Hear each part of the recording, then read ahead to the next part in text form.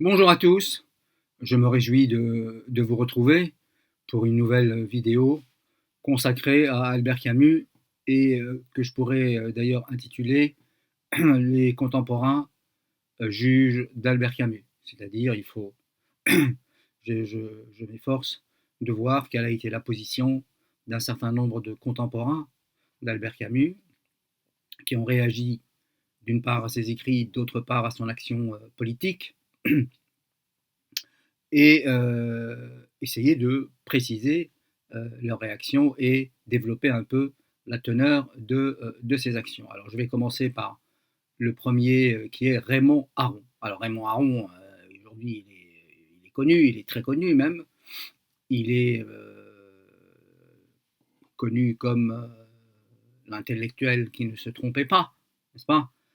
Et effectivement, ces turiféraires a lui aussi, malheureusement, forgé cette légende de l'intellectuel qui ne se trompait pas, qui a toujours raison et qui sait toujours, avec grande pertinence, analyser les événements et, euh, et l'action des hommes. Alors, mais ça, c'est pas mon sujet.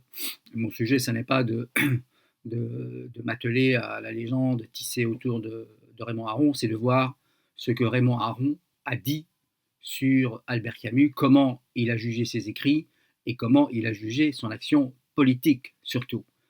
Alors, tout commence, disons, par la publication de L'Homme révolté.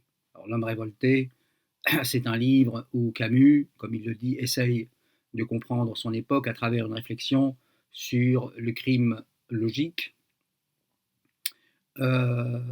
sur ce tropisme qui consiste au nom des fins dernières de la liberté et de l'épanouissement de l'homme, eh bien, on s'autorise à massacrer des populations, à piétiner les droits humains et à massacrer euh, toutes sortes de gens qui n'ont que le défaut de ne pas être d'accord avec l'idéologie marxiste, disons. Voilà. Alors, ce livre d'Albert Camus, il faut dire qu'il n'est pas très bon. Hein. Il n'est pas très bon, et ce n'est pas moi qui le dis. Euh, J'essaye de m'effacer derrière Raymond Aron. D'abord, il faut dire que Raymond Aron a une très grande admiration pour le journaliste qui est Albert Camus. Hein. Euh, D'ailleurs, il le dit, je le cite, les éditoriaux d'Albert Camus jouissaient d'un prestige singulier. Un véritable écrivain commentait les événements du jour. Donc, pour Raymond Aron, Albert Camus est un écrivain de talent, un styliste hors pair, qui, effectivement, dans son commentaire des événements et des jours, avait presque toujours, disons, ou souvent, le ton juste et la formule percutante.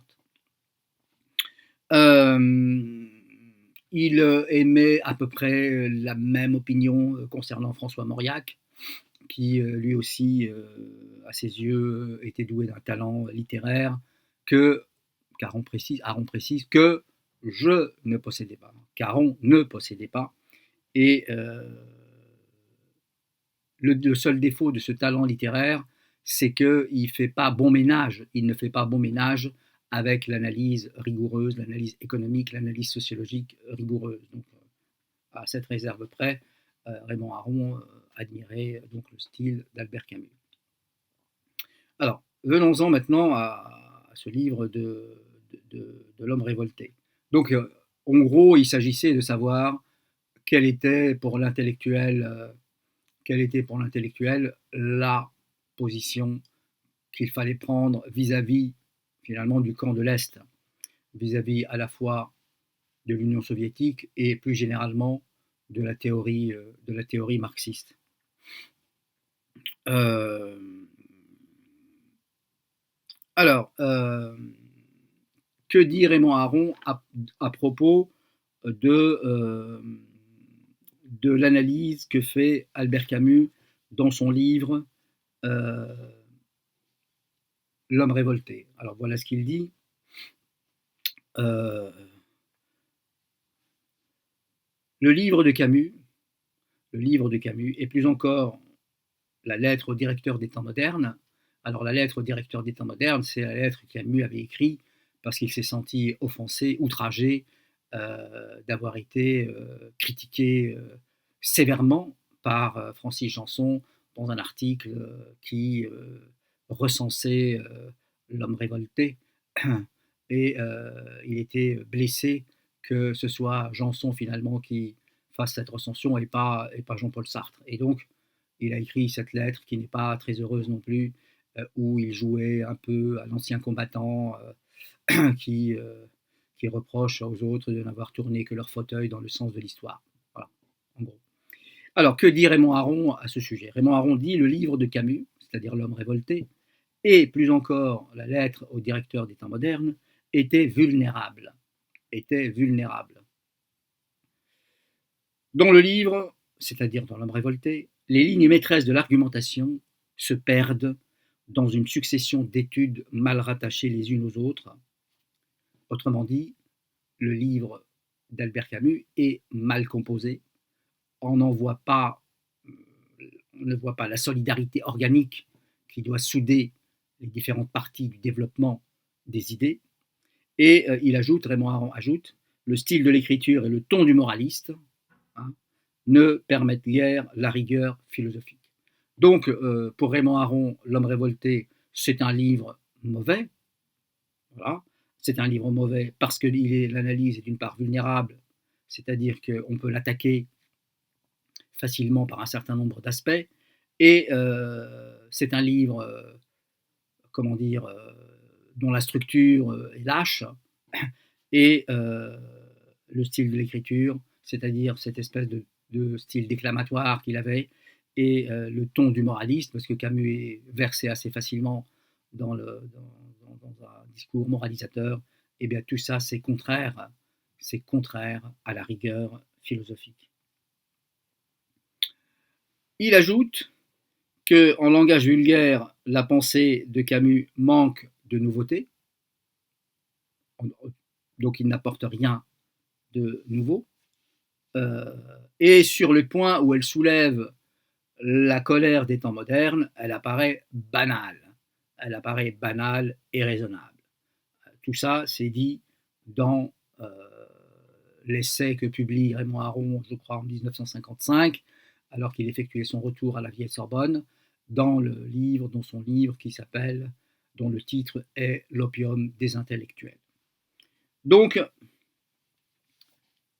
le professeur Raymond Aron, jugeant la copie d'Albert Camus, donc décide de lui attribuer finalement une assez mauvaise note, même d'ailleurs s'il lui reconnaît donc une certaine sincérité, une certaine probité. Ça, c'est la position de Raymond Aron. Alors, ce qui est quand même très étonnant, c'est qu'on ne voit pas, on ne parle jamais, vous savez, dans tous les débats, sur tous les plateaux de télévision où il s'est agi ces dernières années d'Albert Camus, d'une part, ils sont tous d'accord, c'est-à-dire c'est un peu la pravda des médias, c'est-à-dire une seule vérité, et pas de contradiction, aucun contradicteur. Vous avez tous ceux qui sont là, ils sont tous camusiens, ou ils sont tous férus de Camus, ils trouvent tous Camus génial, courageux, pourfendeur des tyrannies, du totalitarisme, etc. Aucun, les animateurs des plateaux de télévision n'invitent personne pour leur porter la contradiction. Et donc ça, c'est quand même un problème majeur, puisqu'on est en face d'une espèce de pensée unique. Et la deuxième remarque que je voulais faire, c'est que parfois, alors je n'ai pas regardé toutes les émissions, mais parfois, il y a toujours un bon arabe, il y a toujours un arabe, comme disait Camus, il y a toujours un arabe dont le rôle est bien précis, c'est-à-dire qui est là, l'office de cet arabe, c'est de donner du crédit au discours laudateur, au discours élogieux, à l'enfilade de superlatifs louangeurs pour effectivement accréditer cette légende d'un Camus, et d'un Camus, comme je l'ai dit, croisé de la liberté, humaniste, etc., etc. Alors, pour revenir à Raymond Aron, en 1958, va prendre une position que personne n'attendait sur le problème algérien, comme on disait à l'époque, c'est-à-dire sur la guerre d'Algérie. Il va publier un livre dont le titre est L'Algérie et la République. Ça, c'est la première édition. L'Algérie et la République. Et dans ce livre, Raymond Aron va évoquer Albert Camus, comme d'ailleurs il va l'évoquer plusieurs décennies plus tard dans ses mémoires, dont la première version a été publiée en 1982 ou 83, si je me souviens bien, et dont la dernière version complète, puisqu'il y avait des chapitres qui n'ont visiblement pas pu trouver place dans la première version, en 2010, paraît donc la version définitive des mémoires de Raymond Aron. Et donc on va voir comment Aron juge Albert Camus à quelques décennies de distance.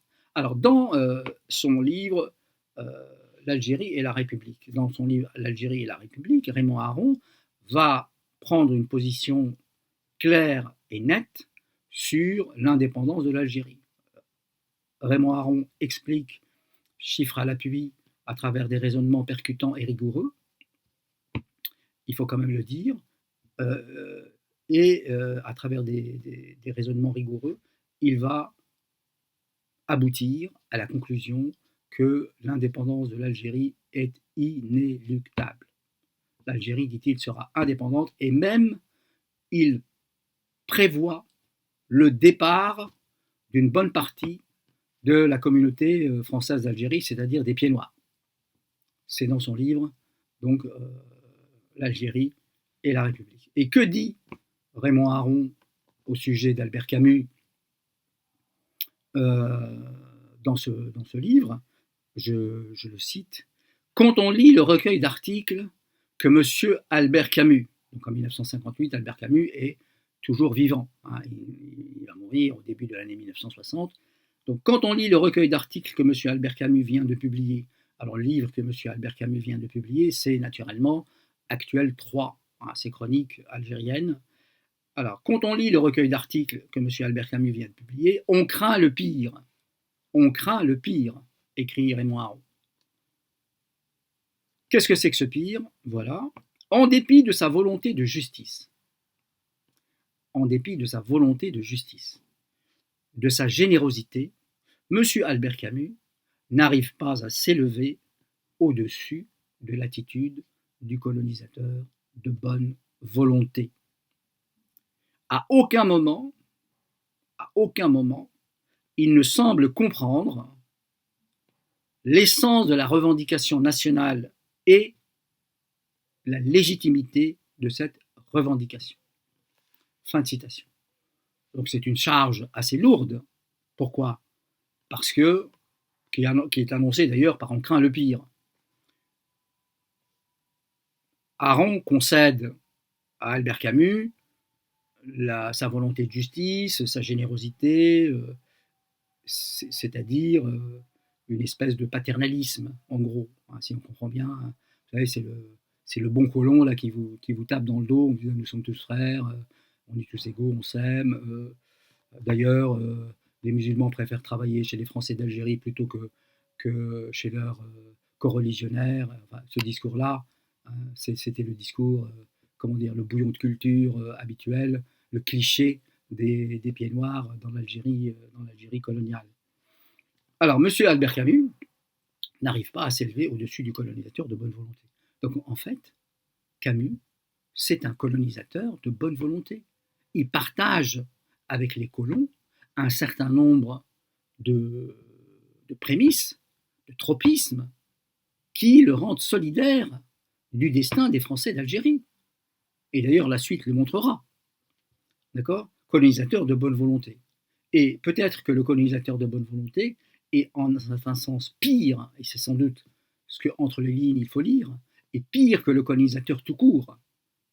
Parce que le colonisateur de bonne volonté qui se présente sous des dehors amènes, qui met en avant l'amitié, je sais pas, les souvenirs d'enfance, etc., est beaucoup plus dangereux que le colonisateur tout court qui, lui, est là dans son rôle que d'oppresseur, éventuellement de massacreur, quand, quand les circonstances, de son point de vue, l'exigent. Et à aucun moment, dit Aron, Camus ne semble comprendre la revendication nationale. C'est-à-dire, en fait, il demeure fermé en raison précisément de son inconscient colonial et de sa conscience retardataire, parce que Camus retardait sur les années 20-30, hein, eh bien, Albert Camus ne comprend pas la revendication nationale algérienne, puisque, que dit-il ? Il dit la formule de l'indépendance est une formule purement passionnelle, avec quand même un peu de mépris pour les Algériens qui ne sont pas capables de théoriser leur propre action, hein, qui ne seraient pas capables de théoriser leur propre action et de se donner des fins, un programme, etc. Donc tout ça, c'est purement passionnel pour Albert Camus. D'ailleurs, il l'a écrit dans ses actuels 3. Et il comprend encore moins la légitimité de cette revendication. On croit que cette revendication est légitime. Oui, elle est légitime en raison précisément de tout un passé, parce que les Algériens, en réalité, n'ont pas cessé de se dresser contre la colonisation, et ça a coûté pas mal de vie humaine. On en parlera tout à l'heure. Alors ça, c'est dans son livre L'Algérie et la République. En 1982-83, peu de temps avant sa mort, je crois qu'il meurt, Raymond Aron meurt en 1983, eh bien, voilà ce qu'il écrit dans ses mémoires, dans la version définitive et finale définitive de ses mémoires. Alors, voilà ce qu'il dit, Raymond Aron, à propos d'Albert Camus. Je cite, « Albert Camus recommandait les mesures mêmes que prônaient les défenseurs de l'Algérie française. » Donc Camus est du côté des petits blancs, et peut-être même des ultras, on ne sait pas. Là, Raymond Aron ne précise pas vraiment sa pensée. En tout cas, il est du côté de l'Algérie française. Pour lui, l'Algérie doit rester française, ce qui d'ailleurs, la formule de l'Algérie française est déjà une légende en soi, puisque si l'Algérie était française, n'est-ce pas, il n'y aurait pas de régime de loi. Il n'y aurait pas 60 députés qui représentent 9 millions d'habitants et 60 députés qui représentent 1 million d'habitants. C'est ça le double collège. Donc la loi française ne s'appliquait pas à l'Algérie. J'ajoute que la loi de la séparation des églises et de l'État n'était pas appliquée en Algérie, hein, puisque l'État intervenait dans les affaires religieuses pour imposer, nommer les imams, les mouftis, etc. Donc, je ferme la parenthèse. Donc, Camus, pour Aron, est du côté des partisans de l'Algérie française. D'accord ? Alors, quelles sont les mesures ? Relèvement du niveau de vie, donc ça c'est une mesure économique. Fédéralisme personnel, autrement dit égalité civile et politique des musulmans et des Français. Et il voulait que le gouvernement ne cédât sur rien sur les droits des Français d'Algérie. Donc c'est un tabou, les droits des Français d'Algérie, qui est un droit fondé sur la conquête, c'est-à-dire sur des massacres de très grande ampleur, puisqu'entre 1830 et 1850, l'armée coloniale française a tué, enfumé, massacré, c'est l'estimation aujourd'hui retenue par les historiens, 500 000 Algériens, sur une population estimée à 3-4 millions, ce qui est quand même très considérable. D'accord ? Euh, il présentait la revendication nationale algérienne, comme une des manifestations de ce nouvel impérialisme arabe dont l'Égypte, présumant de ses forces, prétend prendre la tête et que pour le moment, la Russie utilise à des fins de stratégie anti-occidentale. Donc là, Camus reprend sa croisade anti-Union soviétique, qu'il avait déjà largement documentée dans L'Homme révolté et ailleurs. Et ça aussi, c'est la thèse de Soustelle, de Lacoste et même des parachutistes qui disaient que, en fait, garder l'Algérie française, c'est le dernier rempart contre, d'une part, l'islamisme ou l'islam et contre le communisme. Voilà. Donc ça, c'est la position d'Albert Camus telle que Aron la précise dans, dans ses deux livres, L'Algérie et la République, et ses mémoires. Et je m'étonne que sur les plateaux, le nom de Raymond Aron est assez fameux, et Raymond Aron est assez bien vu aujourd'hui, alors que dans les années 50, personne ne le lisait, personne ne l'écoutait, il était extrêmement isolé dans l'intelligentsia de l'époque. Aron ne pesait pas grand-chose par rapport à Sartre et à Merleau-Ponty, etc. Mais que des gens qui admirent Raymond Aron et qui défendent Albert Camus ne songent pas, et on comprend pourquoi, ne songent pas à parler des opinions de Raymond Aron sur Albert Camus, parce que ces opinions-là les dérangent, parce que ça déchire la légende qu'ils ont laborieusement tissée depuis, allez, ça commence les prodromes, c'est en mars 1960, par la parution du numéro spécial de la Nouvelle Revue Française consacré à Albert Camus. C'est un hommage à Albert Camus. Tout le numéro est consacré à Albert Camus. Ça commence comme ça. Ensuite, ça prend son essor dans les années 70 avec Jacqueline Lévy-Valency, les travaux de Jacqueline Lévy-Valency et les autres. Et donc, euh, voilà ce que Raymond Aron dit d'Albert Camus. Et d'ailleurs, il y a un chapitre dans mon livre sur Albert Camus, sur Raymond Aron et la tragédie algérienne, alors paru aux éditions Alborac, Albert Camus, l'écrivain désengagé, où je développe dans tout un chapitre les positions de Raymond Aron sur Albert Camus. Voilà. Merci pour votre écoute. Si la vidéo vous a plu, n'hésitez pas à vous abonner. Et dans les prochaines émissions, eh bien, je parlerai des autres intellectuels, André Breton, Simone de Beauvoir, Francis Janson, Paul Ricoeur, Georges Bataille, etc., qui ont jugé ou qui ont écrit sur Albert Camus. Merci, bonne journée.